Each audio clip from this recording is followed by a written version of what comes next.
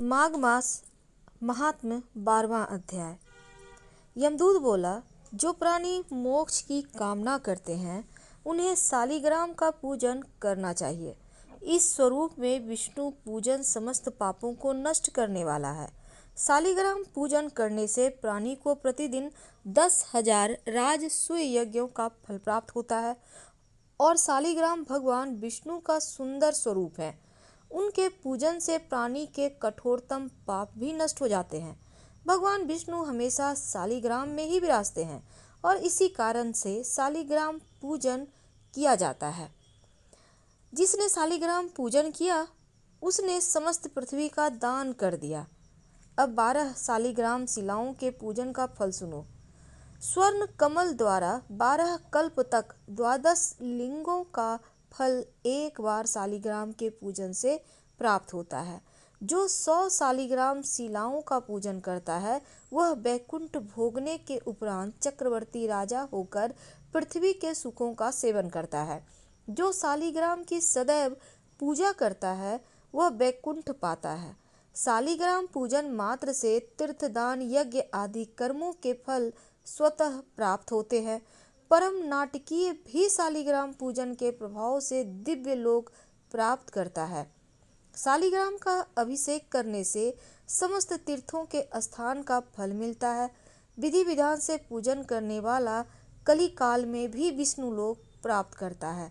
सहस्त्रों शिवलिंग दर्शन एवं पूजन स्तुति से प्राप्त होने वाला फल शालिग्राम के एक दिन के पूजन से ही प्राप्त हो जाता है। जहाँ शालिग्राम निवास करते हैं उसके पास समस्त देवता महात्मा रहते हैं। जो शालिग्राम के सम्मुख श्राद्ध करते हैं उनके पितर 100 कल्प तक स्वर्ग में रहते हैं।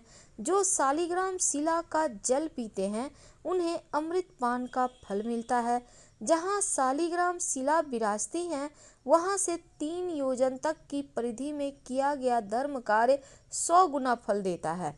साधारण जल में माघ स्नान करने से गिरिराज का फल प्राप्त होता है। समुद्र में जाने वाली नदियों में स्नान करने से 1 पक्ष का और सागर में स्नान करने से 1 मास का और गोदावरी स्नान से 6 मास का, गंगा स्नान से पूर्ण वर्ष का फल प्राप्त होता है। परंतु शालिग्राम के जल से स्नान करने पर 12 माघ स्नान का फल प्राप्त होता है। इस जल में सहस्त्रों तीर्थों के स्नान से भी अधिक फल प्रदायिनी शक्ति होती है। इस जल को पीने वाला मोक्ष पाता है। यदि इसके समीप कोई कीड़ा तक मर जाए तो वह भी वैकुंठ जाता है।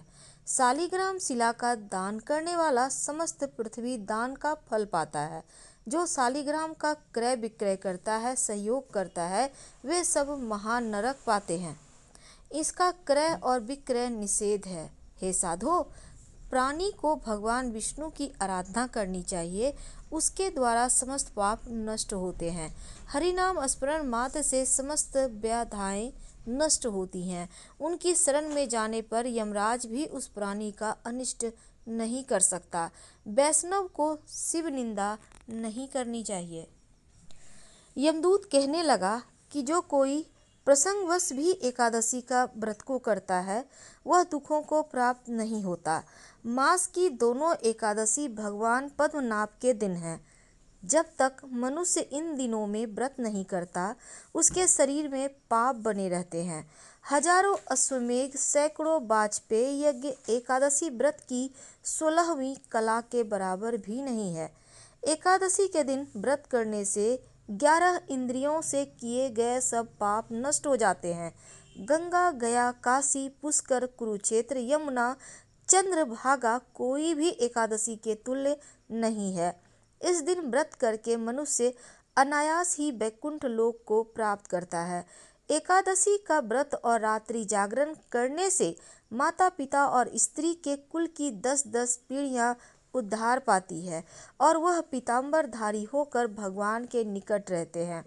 बाल, युवा और वृद्ध सब तथा पापी भी व्रत करने से नरक में नहीं जाते। यमदूत कहते हैं कि हे वैश्य, मैं सूक्ष्म में तुमसे नरक से बचने का धर्म कहता हूँ। मन, कर्म और वचन से प्राणी मात्र का द्रोह न करना, इंद्रियों को बस में रखना, दान देना, भगवान की सेवा करना, नियम पूर्वक वर्णाश्रम धर्म का पालन करना, इन कर्मों के करने से मनुष्य नरक से बचा रहता है। स्वर्ग प्राप्त करने की इच्छा से मनुष्य गरीब भी हो तो भी जूता, छतरी, अन्न, धन, जल कुछ न कुछ दान देता रहे। दान देने वाला मनुष्य कभी यम की यातना को नहीं भोगता तथा दीर्घायु और धनी होता है। बहुत कहने से ही क्या, अधर्म से ही मनुष्य बुरी गति को प्राप्त होता है। मनुष्य सदैव धर्म के कार्यों से ही स्वर्ग प्राप्त कर सकता है। इसीलिए बाल्यावस्था से ही धर्म के कार्यों को करने का अभ्यास करना चाहिए। माघ मास का महात्म 12वां अध्याय समाप्त हुआ। हम आपसे कल मिलेंगे 13वें अध्याय के साथ। हर हर महादेव। पसंद आए तो लाइक कर सब्सक्राइब करें, शेयर करें, कमेंट करें। धन्यवाद।